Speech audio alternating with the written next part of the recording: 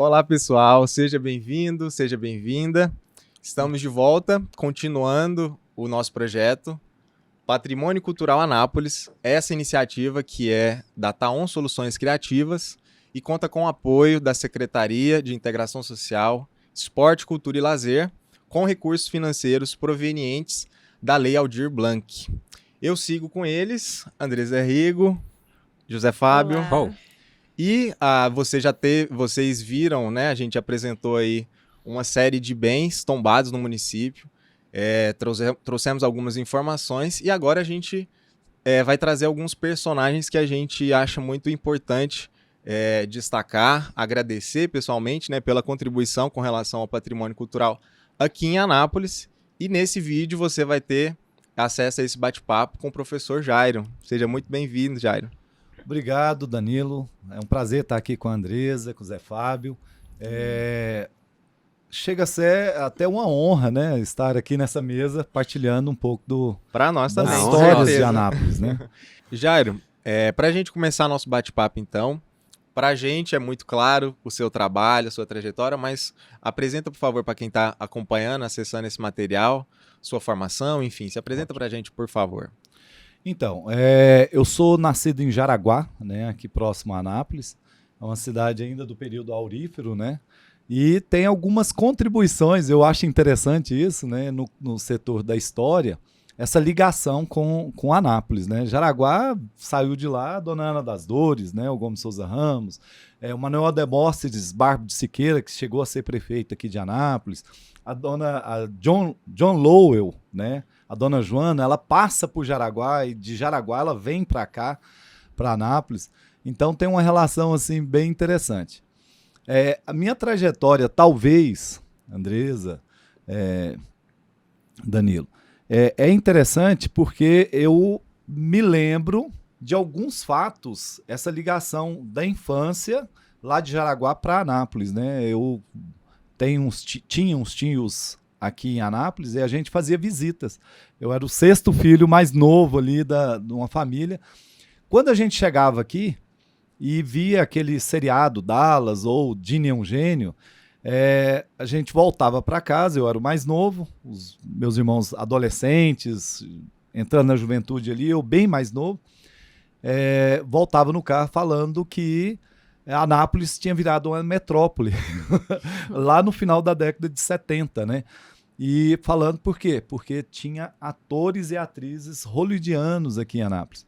E o meu conhecimento naquela época, mesmo jovem ainda, ouvia falar da Mary Martin e do Larry Hagman, né? Então, isso me chamou a atenção naquela época e tudo. E quando a gente mudou para Anápolis, no início do ano de 1980 para 81, aquilo ficou apagado, né?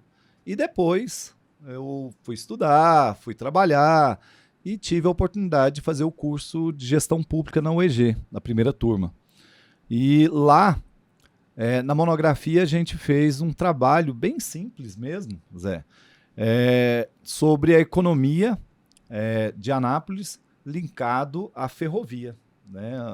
A economia pelos trilhos da Estrada de Ferro Goiás, né? Estação Anápolis. Isso eu já estava na prefeitura, trabalhando na prefeitura, no gabinete, e ao terminar eu já estava fazendo ali também o curso de História na Unevangélica e tive a oportunidade de poder trabalhar com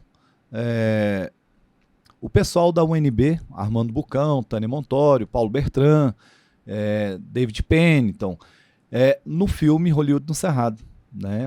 Aquele ano de 2005, eu estava terminando o curso de História e tive a oportunidade de ir para o museu e, paralelo a isso, eu fiz a pesquisa lá e achei muita coisa interessante, né? Achei muito. E meu professor era o Juscelino Polonial, lá na Unevangélica, a Júlia Bueno, né, que hoje é coordenadora ali do curso de História da UEG, e eu convidei eles para participar do filme, né? O que era para ser minha fala ficou os meus professores, o Juscelino Polonial e a Júlia Bueno. E isso foi importante para mim porque ali eu aprendi a importância da pesquisa local, né? Quando eu entrei, Zé, na história, eu ficava imaginando aquela coisa de história medieval. Castelos, né? Castelos, reis, Europa, né? Inclusive o meu filho mais novo chama Arthur, por conta do rei Arthur, né? Da Távola Redonda. Então, isso me chamou muita atenção. Nessa pesquisa, eu tive conhecimento de mais imigrantes, além dos árabes, italianos, os japoneses, que é muito falado no contexto histórico de Anápolis, como poloneses, ucranianos, russos, que tiveram aqui em Anápolis, austríacos, no período ali da década de 20, 30, 40. Então isso me chamou muita atenção. E, paralelo ao filme, eu imaginei fazer o Museu dos Imigrantes aqui em Anápolis. Mas só que o Museu Histórico ele não tinha espaço, né, Andresa? Que você bem conhece ali, né, o espaço limitado. E eu pensei na estação ferroviária, de fazer lá o Museu dos Imigrantes Ferroviários de Anápolis. Isso foi muito interessante, por quê? Porque desencadeou uma necessidade de resgate daquele patrimônio histórico, né? Que era tirar ali o terminal do centro, levar para a rodoviária levar para a BR e desobstruir ali próximo à Praça Americana do Brasil um espaço cultural, né? Para sediar um espaço cultural. E daí por diante a coisa foi muito interessante, né? A gente participou ali da primeira gestão ali do Confica, né? Que era o Confica é do início dos anos 2000, mas a primeira nomeação foi em 2006 para 2007 ali. Saiu a lei, né? Mas depois tinha a lei, ela foi sancionada somente em 2007. E através do Confica a gente usou ali como instrumento para lutar, né, sobre o patrimônio histórico de Anápolis, né, a estação ferroviária. O que quer dizer Confica? Fala aí pra gente, isso. Quem nunca ouviu falar. É isso, Confica, né? Esse FICA é com PH, né? Confica, Conselho Municipal do Patrimônio Histórico e Cultural de Anápolis. Então, onde reúne pessoas, né, que a gente vai estar trabalhando, discutindo sobre esse patrimônio histórico, né? Tanto material quanto imaterial. Então, Anápolis, eu acho, já tinha alguns bens tombados, né, como o Mercado Municipal, a Casa do Museu Histórico, a estação, a antiga prefeitura, a antiga cadeia, e dentre outros. Então, ali foi para começar a organizar essa fala de vamos lutar pelo patrimônio histórico efetivamente, né? Então foi essa trajetória inicial aí, né, lá no Museu Histórico, usando essa ferramenta que é o Conselho Municipal de Patrimônio Histórico. Massa demais. Dá para ver que, né, desde cedo, então, essa história, memória, patrimônio já está na sua vida, né? Sim. E aí você criou um instituto, né? Isso. Conta um pouquinho para a gente sobre a criação do seu instituto. Então, o instituto ele nasce de uma necessidade que eu havia pedido exoneração da prefeitura, né? E fiquei fora 2011 para 2016. E o Jean Magalhães, que é o criador do Museu Histórico, ele é amigo da minha família, da família da minha esposa, desde a década de 50. Então, ele jovem ainda, ele é deslocado de guerra para Goiás, Zé Fábio. É de onde? É polonês, né? E ele veio com o pai dele, a mãe, Nikolai Magalinski, Janina Magalinski, e o Jean Magalinski com apenas 13 anos, né? Era filho único, e ele estuda aqui em Anápolis, né? Os pais começam a trabalhar na cerealista e tudo, ali do Rashid Khoury, trabalha também com Gibran El-Haj, e o Jean Magalinski, ele começa a estudar. Ele foi aluno da minha sogra, que era praticamente da idade dele, né? Porque ela tinha estudado no Colégio Auxílio. E o meu sogro também foi aluno da minha sogra, que ele tinha vindo de Niquelândia. E acabou aquele romance, né? E o trio de amizade, nasceu ali desde a década de 50. O Jean Magalhães considerava o meu sogro falecido, eu considerava o meu sogro, minha sogra, como irmãos, né? E eu conheci o Jean Magalhães em 92, quando eu comecei a namorar com minha esposa, Sinara. E foi muito interessante porque ali eu fui percebendo que ele que tinha criado o Museu Histórico. Eu não sabia, né? Posteriormente desse 92, né? E quando eu cheguei no museu, estreitou mais a minha amizade com o Jean Magalinski. E em 2005, né? Em 92 foi amizade, em 2005 eu cheguei no Museu Histórico. E lá em 2006 para 2007, esse pensamento de criação de um museu, ao conversar com o Jean Magalinski, pedindo informação, ele me mostrou um acervo riquíssimo pessoal que ele tinha, né, na casa dele, lá em Caldas Novas. Ele tinha um comércio lá de souvenir, e você entrava, a partir de uma sala, você tinha uma exposição dos deslocados de guerra. E ele propôs a doação para esse projeto que haveria de ser na estação. Com a minha saída, ele não doou para a estação, e ele forçou a barra de que me doasse esse acervo. Jairo, né? me ajuda aí, né? Jairo me ajuda a ficar com esse material. Ele falava assim, ontem à noite eu conversei com ele, só para você ter uma ideia. Ele está com os seus 86 anos já, né? Vai fazer 87 esse ano. Mas ele pegou lá na cidade de Goiás, na casa dele, ele pegou e falou assim: Jairo, fica com o material. Eu falei: Jean, eu não tenho um lugar público para guardar. Ele falou: não estou dando para lugar público, estou dando para você. Foi onde eu pensei em criar um instituto, né, o Instituto Jean Magalinski. Ali um formato, pensei muito, porque o bispo da cidade de Goiás, ele é polonês, e a gente estava na Semana Santa, e acabou eu linkando, né? O Jean polonês, o bispo lá polonês, veio essa memória. E o bispo de Anápolis, Dom João Wilke, é polonês. E eu pensei, lá na Cúria Diocesana tem algumas salas. Eu vou conversar com o bispo. Se ele me ceder umas salas, me emprestar umas salas, eu vou estar pensando num formato aí de criar um pré-museu dos imigrantes. Foi aonde a gente marcou uma reunião, a gente teve lá com o bispo, e eles cederam uma sala, o bispo Dom João. E depois o Dom João nos ajudou a entrar em contato com o governo, teve possibilidade do Instituto estar criando esse Museu dos Imigrantes lá naquele centro de convenções que não estava pronto ainda ali na BR, né? E acabou que demorou a entrega, nós esbarramos aí num fundo para a criação desse museu lá na estação, ou lá no centro de convenções, né? E acabou que a gente criou a sede mesmo lá na Cúria Diocesana.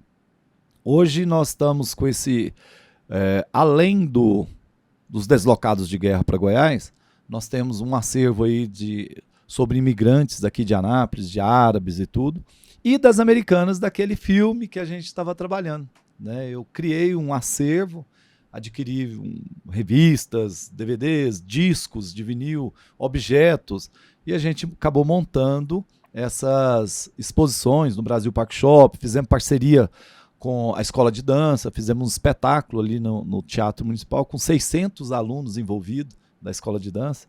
Então, de resgate dessas americanas, a presença delas.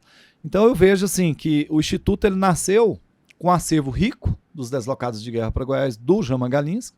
Ele agregou esse acervo das americanas, e a gente está desenvolvendo, mesmo nesse período que eu estava fora da prefeitura, consegui muita coisa sobre a ferrovia, né? Objetos, fotografias, documentos. E esse específico da ferrovia não vai ficar para o Instituto. A gente quer fazer um catálogo e entregar para a estação. Para quê? Para que fique para a estação, né? Porque ali eu acho que é importante a gente criar o Museu dos Ferroviários, né? É um espaço que está pronto, Zé, para atender o museu. Tem espaço para reserva técnica, tem espaço para o escritório, tem espaço para uma sala de pesquisa, tem um espaço para uma sala para gravação, porque ali na estação nós temos uma visita de pessoas que de 80 anos, 90 anos, chegam lá e falam: eu passei por aqui, eu cheguei criança aqui, eu trabalhei aqui. Então essas histórias estão se perdendo, né? É importante a gente criar o mais rápido possível um espaço cultural ali, com um museu ferroviário, um centro de memória ferroviária, alguma coisa assim, e ter esse estúdio também anexado. Para quê? A pessoa começou a contar a história, a gente convida ele, pega a assinatura ali de uma autorização de uso de imagem, registra aquele momento, né? E a gente vai ter esse acervo. Porque as pessoas passam, Tipo um né, vídeo vão memória. embora. Um vídeo memória. Já que você tocou na tecla aí da estação, Sim. parece que o Jean Magalhães é um sujeito que te inspira um pouquinho, né, e tudo mais. Ele foi fundamental na criação do museu, acho que ele, o Alberico Borges, aquela galera toda daquela época. E, no caso, você também está totalmente envolvido aí naquele processo de, como é que vamos falar assim, de visibilidade Resgate, desse prédio, né, da estação. Conta pra gente aí um pouco, o que pode ser contado aí sobre o trabalho que você teve aí para que aquele prédio da estação que estava escondido dentro do terminal urbano, ele pudesse ser novamente assim visto pelo público. José, ali foi justamente a partir do filme Hollywood do Cerrado, né? A partir da pesquisa. Quando o filme, a gente acabou de fazer as gravações, eu levei para o então prefeito, que era o Pedro Sayum, né, o professor Pedro Sayum. Ele estava na prefeitura, ele nos cedeu uma arquiteta, né? Essa arquiteta, ela nos ajudou e eu fiz um croquis do que poderia ser. A gente foi atrás das medidas ali daquele terminal urbano, da estação, não tinha planta, não tinha nada, né? E ele me cedeu, através da Procuradoria do município, um topógrafo. Eu lembro que eu ia para lá com prisma e ele com um aparelho, eu não sei como é que chama, aquele aparelho que usa para fazer as medidas dos pontos, né? E a gente estava fazendo ali, o pessoal da TCA já estava vendo o burburinho, né, da gente usar aquele espaço. E qual que era a nossa ideia? Anápolis sempre tem um problema do trânsito, né, na cidade. Ali estava tendo uma discussão de aonde estacionar ou não estacionar, a Barão do Rio Branco, né, o congestionamento ali na General Joaquim Inácio, Engenheiro Portela. E a ideia, eu conversando com alguns arquitetos, urbanistas, né, a ideia era trabalhar além do resgate da estação, também um pouco essa parte do trânsito, a mobilidade urbana, né, a mobilidade urbana. E até então nós temos um terminal urbano onde ele é radiocentro. Tudo se converge para o centro, né? As integrações, hoje tem integração por conta daquela discussão atrás, integração fora do terminal. Mas era tudo dentro do terminal. Quando a gente começou a proposta, a nossa primeira ideia justamente era tirar o terminal urbano e levar para a rodoviária aqui na Avenida Brasil. E pensar nos viadutos, que ainda não tinham os viadutos, que era na Faiá de Rana, na Barão, na Goiás, na Amazilino e lá perto, e mais dois mais para cima, ali perto da Caixa Econômica, perto do Hospital Municipal, e lá em cima, perto do quartel, ali de frente do Atende Mais, ali de cima.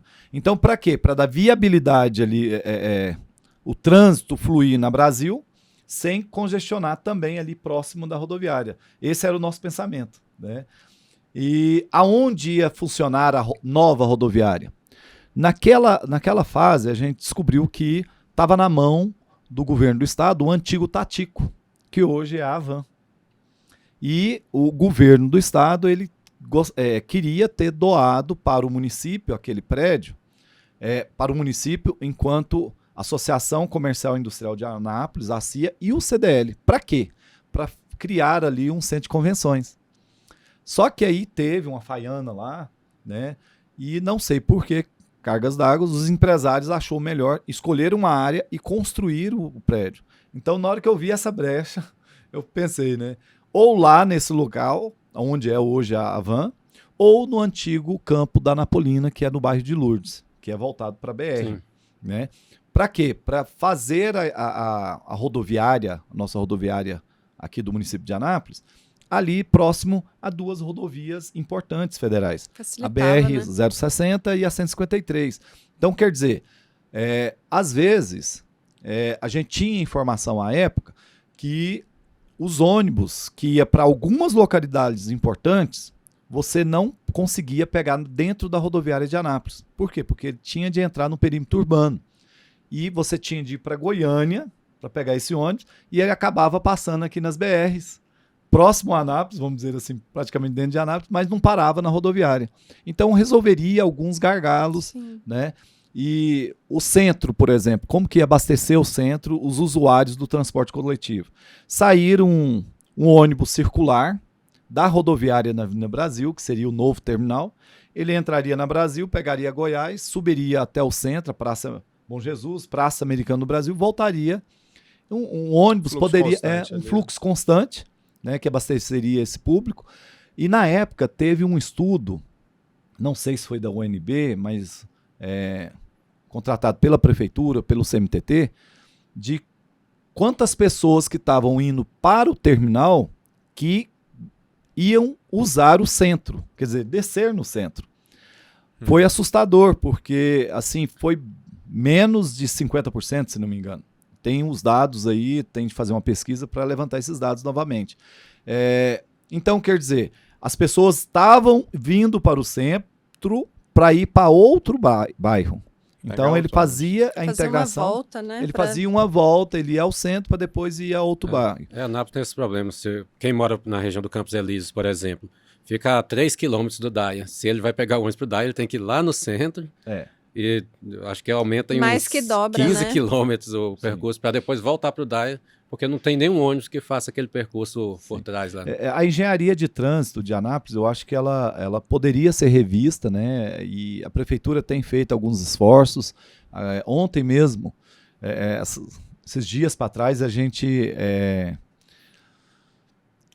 estava ali no terminal urbano, na estação, e chegou pesquisadores mesmo de universidade que estavam indo fazer a visita no terminal urbano, indo lá naquela agência ali que está funcionando dentro do terminal urbano de trânsito, para fazer um levantamento justamente da mobilidade. Então, o município está repensando, está buscando alguns resolver gargalos, né? Então, isso é importante, a gente repensar não só o patrimônio histórico, mas a mobilidade do município que passa por esse centro que precisa ser revitalizado, né? À noite, por exemplo, o centro ali próximo à Praça Americana do Brasil está morto, né? Degradado. A gente tem alguns problemas ali de frente à estação ferroviária, que se desse um novo uso, né? Uma retomada desse prédio, resolveria grandes coisas, né? Daria um fluxo melhor em termos de uso do centro. Né? E nisso a gente vê também como o patrimônio, né? O debate, o trabalho com o patrimônio, ele é o quê? É transdisciplinar, né? Ele é tudo. A gente está falando ali do edifício, mas arquitetura, enfim, vai meio ambiente, mexe com toda uma questão de infraestrutura que não fica somente num espaço que pode ser separado do resto. É impossível tratar patrimônio sem pensar todas essas variáveis que ele está inserido, né? Danilo, pode falar. Não, isso é tão importante. O Zé Fábio tinha perguntado, né, esse processo todo, né? Acabou que a gente conseguiu trazer aqui em Anápolis o Odilon, que era o proprietário ali da TCA, no gabinete do Pedro. A gente fez a apresentação em data show dentro do gabinete e essa transferência. E teve um político que desandou a conversa, né, lá dentro. O Pedro ficou muito chateado e tudo. E a gente acabou que começamos uma conversa de usar o espaço da frente da estação, quer dizer, o Terminal 2. Retirar o Terminal 2, houve essa conversa com o proprietário. Acabou que depois ele recuou e eu acabei entrando com abaixo-assinado no Ministério Público. E a gente conseguiu a assinatura de pessoas importantes, advogados, juízes assinaram, né? Juízes que não ia julgar, vamos dizer assim, tamanha importância. Numa semana a gente conseguiu mais de 300 assinaturas, pessoas que iam no Museu Histórico para assinar a retirada do terminal. E o pessoal queria retirar o terminal. Inteiro. Né? E acabou que a gente levou para o Ministério Público esse abaixo-assinado com a documentação. A doutora Sandra Mara Garbellini, ela acabou olhando aquele processo, aquele pedido. Ela chegou a falar na época que não tinha visto um pedido ao Ministério Público com tamanha documentação. Né? A gente reuniu bastante coisa e ela acabou chamando para um TAC, um termo de ajuste de conduta, ali no Ministério Público, a TCA, a Prefeitura, o Conselho de Patrimônio Histórico, né, o CONFICA, e ali a gente estava conversando e decidiu retirada do terminal. da frente da estação, o Terminal 2. E ela falou, não, então daqui tantos dias a gente volta a reunir e assinar esse TAC para retirada. E quando retornou, a TCA recuou novamente. Aí foi aonde a gente teve de entrar judicialmente, né? E ela quase pediu a retirada toda do terminal. E ali estava terminando um ciclo da TCA, que tinha um contrato, e ia ter uma nova licitação em 2008, a partir de 2008. E nessa nova licitação acabou que a gente entrou, ficou mais visível, vamos dizer assim, essa licitação, então a prefeitura teve de fazer bem transparência total, né? E acabou que a gente ganhou aqui no judiciário em Anápolis. Eu acabei tendo de sair da prefeitura por alguns motivos, né, referente ao assunto, e fiquei fora. Quando eu retornei, eu tinha tirado licença, quando eu retornei, acabou que foi forçado a sair da prefeitura. E a gente ganhou no Tribunal de Justiça em Goiânia, a retirada do Terminal 2, porque aí acabou que a gente pediu só o Terminal 2, do fritar dos ovos. E em 2015, se não me engano, Zé Fábio, se não me engano a memória, ganhamos lá em Brasília. A demolição do Terminal 2 e a restauração da estação ferroviária. E acabou que descobriu uma verba aí no judiciário que poderia contribuir para a restauração, mas tinha o gasto de demolição do terminal e mais a restauração, né? E acabou que era 200 e poucos mil. A prefeitura teve de assumir a demolição e juntou isso aí, ficou um valor, se não me engano, na faixa de uns 400 e poucos mil reais. A demolição e uma reforma. Acabou que aquela restauração se virou uma reforma. Falou-se em restauração, mas fez uma reforma, resgatou os espaços lá dentro que estava dividido, porque a estação, quando ela foi desativada em 1976, ela quase foi demolida pela gestão da época, porque aquele espaço ali, o pátio de manobra era uma área grande, é justamente onde está o terminal que funciona hoje, a estação era tudo da ferrovia, então era uma área grande. E acabou que o tiro de guerra usou ele no final da década de 70 até meados de 80. Foi aonde depois entrou a gestão do Adhemar Santilo e o tiro de guerra retornou para o Jundiaí e ali foi doado aquela parte de trás da estação, aonde foi construído o terminal. Porque os ônibus paravam na Praça Americana do Brasil, né, os ônibus coletivos. E quando foi feito, eles destruíram a antiga casa do chefe da estação, que ficava ali, né, foi destruída nesse período. O Adhemar saiu e o Anapolino de Faria entra, e na gestão dele foi tombado uma lei, tombou alguns prédios, o Museu Histórico, a antiga cadeia e o IML, a antiga prefeitura que está dentro, e o fórum, né, a antiga prefeitura e fórum, que hoje é a Galeria de Artes Antônio Cibasoli, a estação, e tinha outro tombamento até então, que era uma lei separada, que era o Mercado Municipal, que foi construído em 1951, em dezembro, foi inaugurado. E esse Mercado Municipal ele foi construído justamente porque era próximo da estação, sim, então para atender esse fluxo, né, que estava. Então a estação ela tem um contexto histórico muito rico, né, tanto na economia, que o Zé Fábio é um estudioso, né, aqui tem outros historiadores que estudaram, né, o Revalino, Juscelino Polonial, dentre outros aí que estudam a estação ferroviária, a ferrovia que chega até Anápolis. Então, além dessa contribuição econômica, teve a contribuição social e cultural. Por que eu falo isso, Danilo? É porque ela linka com Araguari, Minas Gerais. E aqui em Anápolis, se você fazer uma pesquisa aí nas famílias, você vai ter essa junção esses dois estados, né, mineiros e goianos. E por ela chegaram muitos migrantes de outros estados e também os imigrantes que chegaram aqui, né? Então, a gente vê essa formação da identidade do povo anapolino é rica, né? Essa diversidade, né?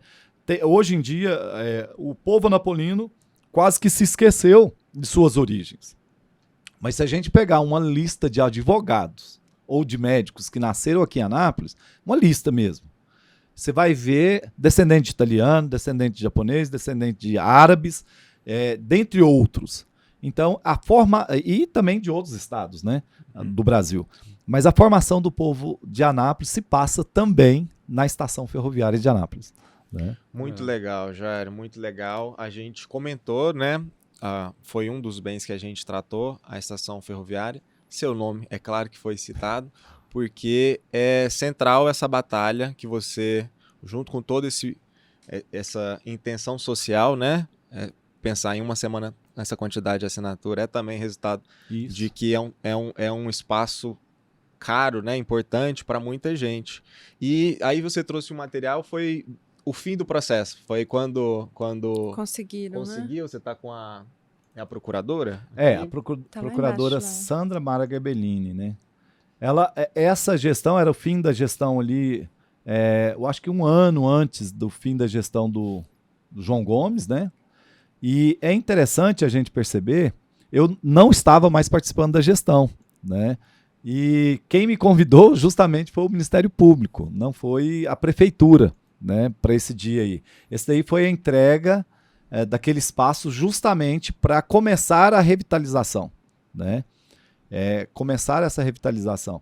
Tem outras... Foi a questão do processo mesmo. O processo findou e ali já era para iniciar a revitalização do espaço, né? Aí a demolição do terminal e começar as obras de restauro mesmo e reforma ali da estação. E ali começou uma batalha que segue, né? Isso. E eu gostaria que você comentasse um pouco, Jair, que, né, nessa sua apresentação sobre o Instituto, a gente vê como é rico em possibilidades e construção de possibilidade com esse acervo que você construiu com o Jean Mangalinski e também com o seu trabalho na prefeitura, né? Então, eu queria que você apontasse, assim, comentasse essa visão que você tem de perto, de quanto é possível fazer com o patrimônio e o quanto ainda somos carentes de uma decisão política até, né, de valorizar as iniciativas que estão na mão dele e também a gente pensar o empresariado através de, né, parceria com o seu instituto e com iniciativas que tem o patrimônio como algo que vai contribuir economicamente, socialmente, né? Isso. Então, assim, você já tem várias exposições com o Instituto, né? Então, assim, essa questão, existe tantos caminhos para o patrimônio e tem hora que a gente parece que não percebe isso. Sim.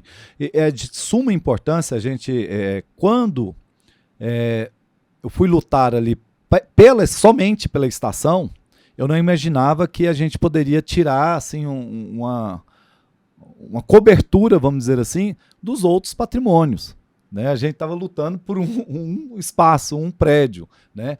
E depois a gente percebeu que era importante a gente realmente, através do Conselho de Patrimônio Histórico, fomentar isso, né? Dessa visão de memória da cidade, porque se a gente não preservar, né, as histórias, porque hoje em dia está aquela coisa, né, da agora para frente é o que importa, né, o passado não importa. E para nós historiadores uma fala amarga, né, vamos dizer assim. Se a gente não conhecer o passado, a gente não vai estar sabendo trabalhar esse presente e o futuro ser projetado. Fica perdido. Fica, né, meio perdido. Então, eu acho assim, essa luta ela desencadeou, eu não imaginava que eu iria se envolver tanto com o patrimônio, com a memória, né? Não tinha essa visão. E, posteriormente, essa luta, o Instituto nasce, né? E ele nasce justamente, o KNAI dele é justamente mexer com o processo de auxílio ao município no que tange os museus, o patrimônio histórico, a memória, a educação patrimonial, né? Lá no museu, eu retornei para o museu e para a estação. E anteriormente também, lá atrás, a gente trabalhava recebendo escolas, né?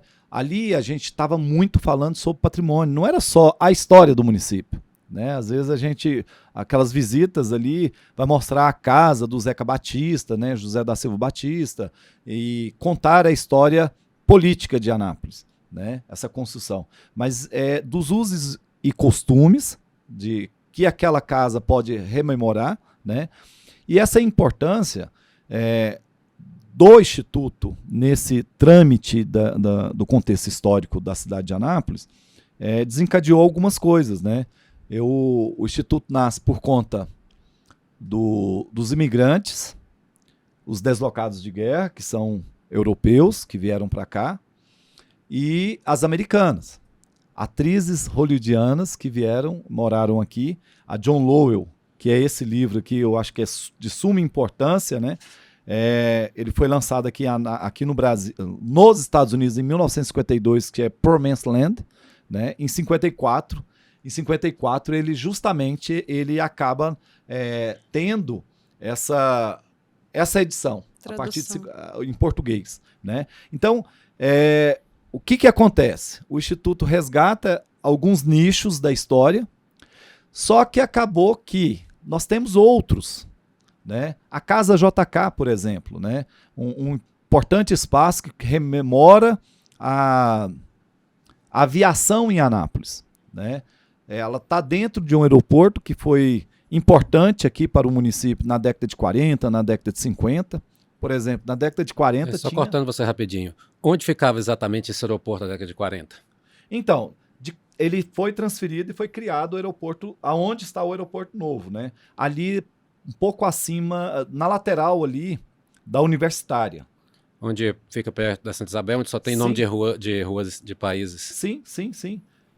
Eu acho interessante porque a Anápolis tem dois lugares, né? Ali perto ali da Santa... É Santa Isabel mesmo? Santa Isabel, Boa Santa Vista. Isabel. E nas Nações Unidas, né?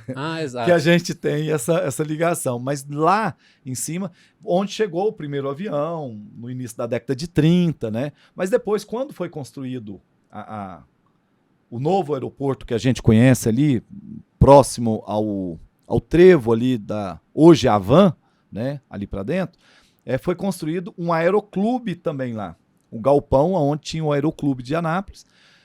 E esse aeroclube tinha duas casas. Hoje permanece só uma casa remanescente daquela época.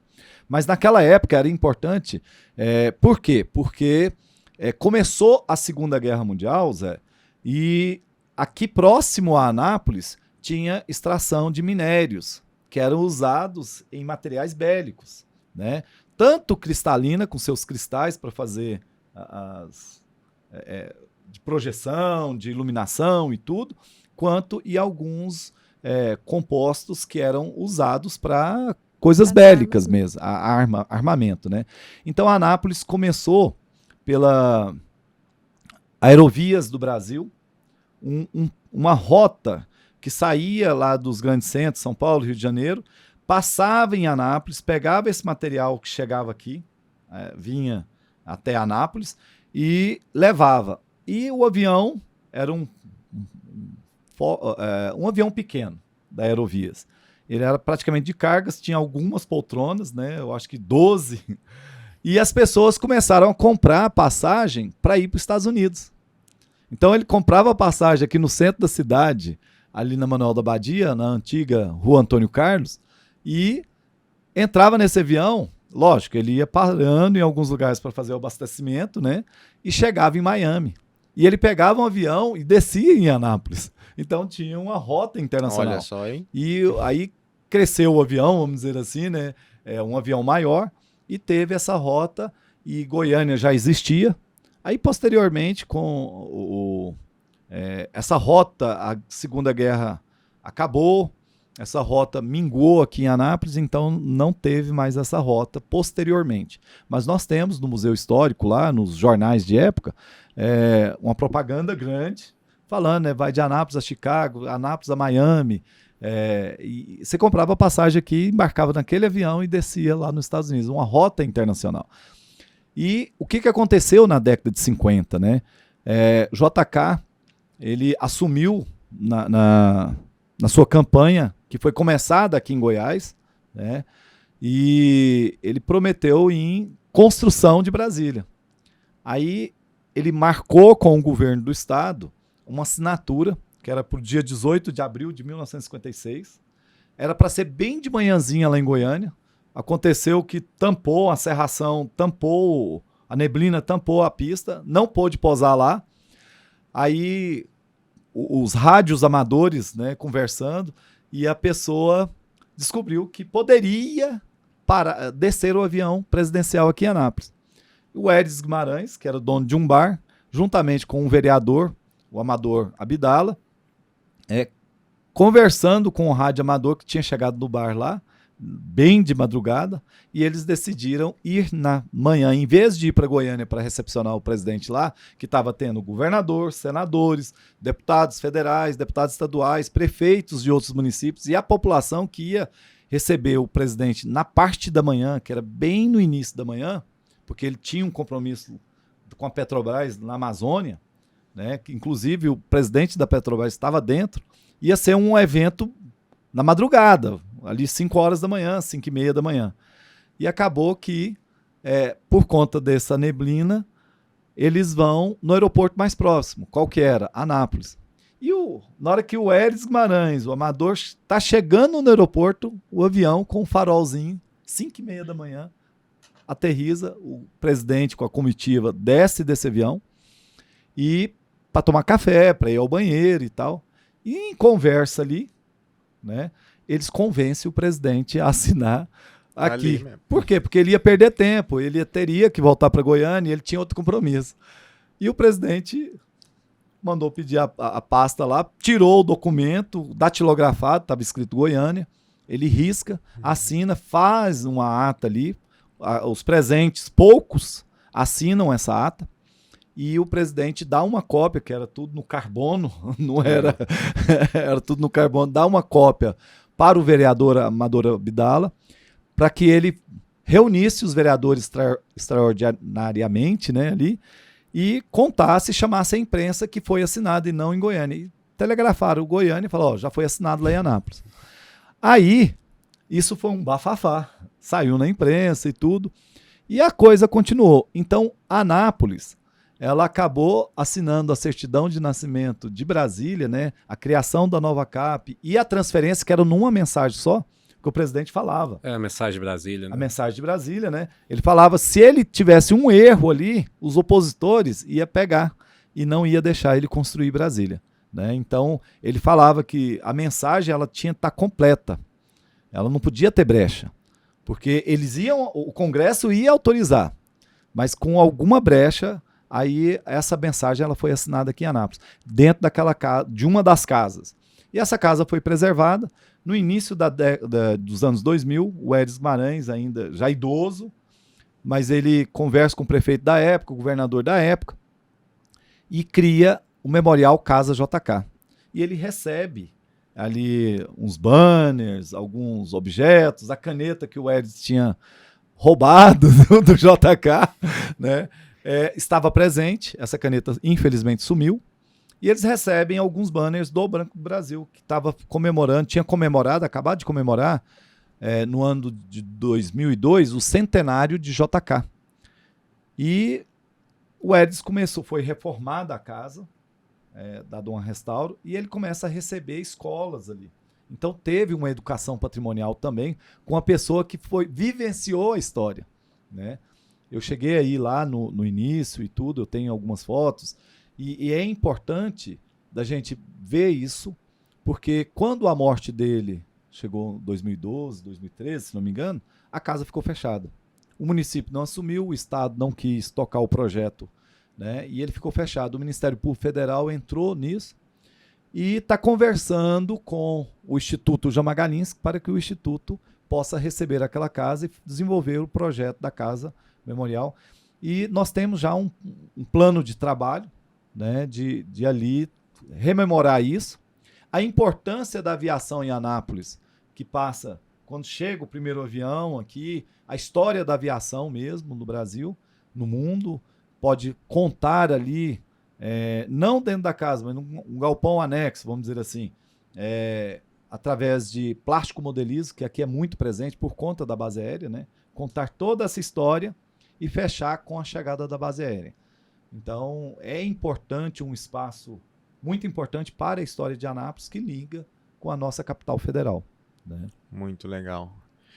A gente teria conteúdo e possibilidade Nossa! para fazer muito e muito mais perguntas. Poder pegar um pouco de tanta coisa que você já vivenciou, né, Jair? Mas a gente precisa caminhar para os finalmente. Foi um papo muito bom. Agradeço demais a sua disponibilidade em topar, em vir conversar com a gente, em trazer essas informações. E, por fim, a gente gostaria de deixar aberto, né, para você passar alguma mensagem que você acha que é importante de aproveitar esse momento, quem está acompanhando a gente, né? Fica à vontade. Isso, Danilo, eu quero agradecer essa participação, né? E eu dou parabéns mesmo para vocês, essa equipe, que desenvolveu esse projeto, né, através da Audi Blanc, e o município de Anápolis, que intercedeu, vamos dizer assim, né, que fez também essa o edital, através né? do edital e tudo. E é de suma importância, né, o assunto que vocês trouxeram, né, para discussão. E eu vejo assim, os starts que a gente vai tomando, né? Às vezes assim, lá atrás o pessoal fizeram tombamento aqui em Anápolis, e são tombamentos municipais, né? Sim. Não é tombamento estadual, não é o IFAM, não temos tombamento aqui em Anápolis do IFAM, mas tem o mesmo valor, né? Sim. Não está sendo preservado para o município, é para a sociedade do Brasil mesmo. Nós temos outras instâncias, né? A primeira, em 1937, esse ano vai fazer 85 anos de IFAM. Olha só que interessante, né? Já 85 anos. E o que a gente vai discutindo sobre patrimônio histórico é justamente sobre as leis que gerem ali o IFAM. Mas só que depois os entes públicos podem fazer os seus tombamentos, né? Os estados, os municípios, o Distrito Federal. Então, Anápolis ela tem os seus bens tombados através da prefeitura, né? Sim. O conselho é importante, por quê? Porque o conselho vai poder organizar a documentação necessária, né? Livro de tombo, né? Aonde vai ser registrado, os inventários, né? Tem de ser feito, como que aquele bem foi construído, a história daquele bem tem de ser colocada ali. E também uma preocupação que a gente tem é de averbar tudo isso no cartório. O bem tombado. É um ciclo, vamos dizer assim, que ele se fecha de algumas ferramentas que a gente tem de usar, né? Então, essa documentação é através do conselho, né? E todos vocês aqui já participaram do conselho, do Confica, e eu fico muito honrado mesmo de participar com vocês, né, dessa dinâmica de resgatar o patrimônio histórico. Então, o que eu tenho para falar para a população anapolina e para as pessoas que aqui estão assistindo também de outras localidades, Exato. é justamente a preservação da memória dos seus municípios, né? Às vezes a gente quer preservar, né, o mundo, mas nós temos a localidade mesmo, seu município aí, né? Anápolis é de suma importância para a história de Brasília, de Goiânia, né? A formação. E Anápolis é uma cidade do coração do Brasil, né? Que mora no coração de cada um de nós aqui, né?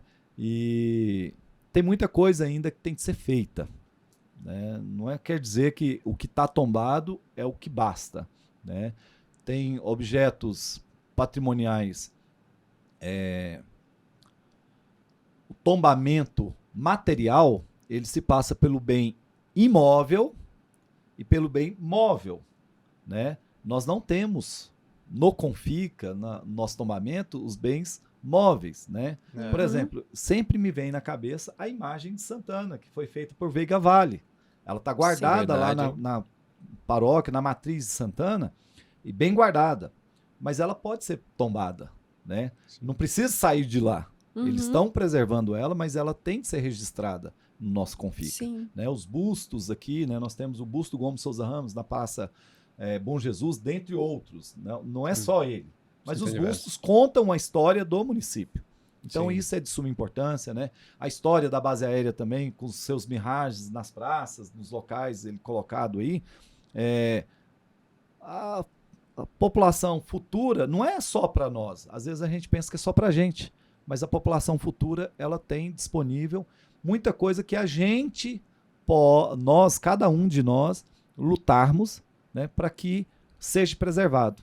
Né? Então eu vejo assim, é a soma de esforços, né? A gente juntos, eu costumo falar, né? Um sonho sonhado sozinho é apenas um sonho. Quando é sonhado em grupo, ele se torna realidade, né? Show. Então, eu agradeço muito a participação com vocês desse projeto. Maravilha. Ótimas palavras, acho que a gente não conseguiria terminar melhor, né? Te agradeço mais uma vez. E também para selar esse agradecimento, a gente quer que você receba. Nossa, eu esse quero vir outras kitzinho vezes. aqui. São produtos do nosso estado.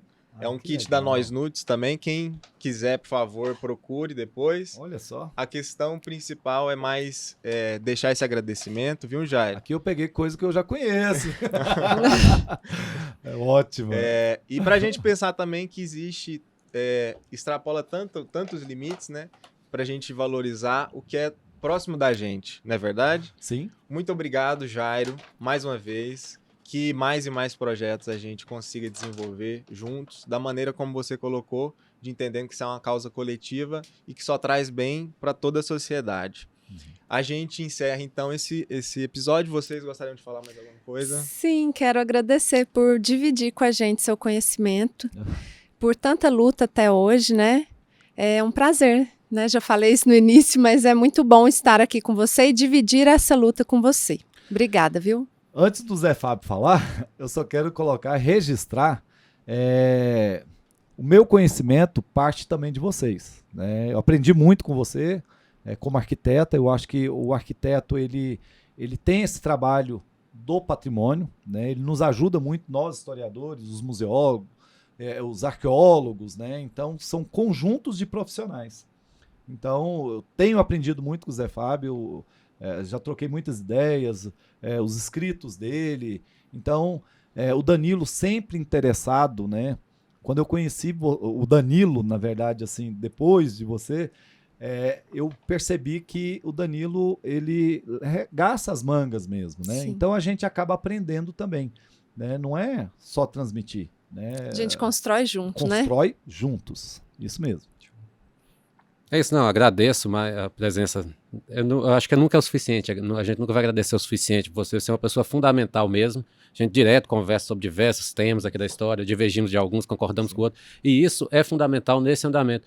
E o principal, né, que é algo que talvez assim, o poder público, não o poder público de uma forma geral, mas alguns entes poderiam entender, é que mesmo com divergência, a gente pode trabalhar no bem comum. Sim. Nas reuniões do Confica, diversas vezes, tinham muitos pontos de vista totalmente divergentes, contrários com a forma assim, de pensar do assunto que era debatido, e ainda assim a gente chegava no ponto comum, ainda assim todos tinham interesse, que era preservar aquele bem, que era fazer com que a coisa andasse. E isso eu acho que é um exemplo assim, que você traz muito assim, para a gente, que é o fato de que está sempre lutando, sempre correndo atrás, sempre buscando ajuda pública, privada, e nesse sentido aí você é um exemplo aí, e uma pessoa fundamental mesmo para essa história recente aqui da cidade de Anápolis. Isso. Show de Obrigado. bola. Muito obrigado, pessoal. Então esse foi o nosso bate-papo com o professor Jairo. Continue com a gente que no próximo vídeo tem mais uma entrevista. É nóis!